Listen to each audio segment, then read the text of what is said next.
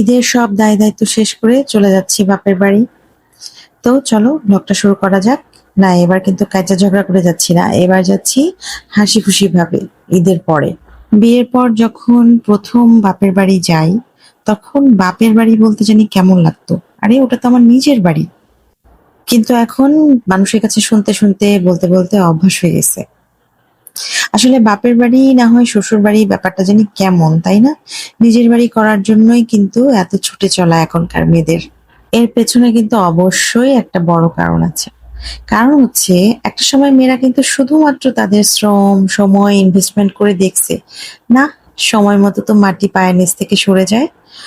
এমন কোনো একটা কষ্টদায়ক কথা, এমন কোনো কষ্টদায়ক একটা খোঁটা, যেটা কিনা সারা জীবন মেয়েরা বয়ে চলে। তারপরে বাপের বাড়ি গিয়েও দেখে না, ভাইয়ের বাড়িতে তো শান্তি নাই, ভাই বউ তো সেভাবে একসেপ্ট করছে না। তারপরে তারা কিন্তু সিদ্ধান্ত নেয় যে না, তাদের নেক্সট জেনারেশনকে অন্তত সেভাবে বড় করবে না। এই তো এখনকার মেয়েরা এখন বুঝে কখন কোন জায়গায় কিভাবে রিয়াক্ট করতে হয়, কিভাবে সদুত্তর দিয়ে দিতে হয়, কখন সরে আসতে হয়। হ্যাঁ, এখনকার মেয়েরা আর খোঁটা শোনার মতো অবস্থানে নেই। খোঁটা দিবে, সরে আসবে, নিজের মতো করে চলবে। কারণ আগের দিনের মেয়েদের যৌক্তিক কথাটা, নিজের হক কথাটা বলার মতো সাহস ছিল না। আর মেয়েরা বড্ড বেশি অভিমানী, সে সাথে যদি হয় বুদ্ধিমতী, তাহলে তো নিজের ঘর তৈরি করবেই।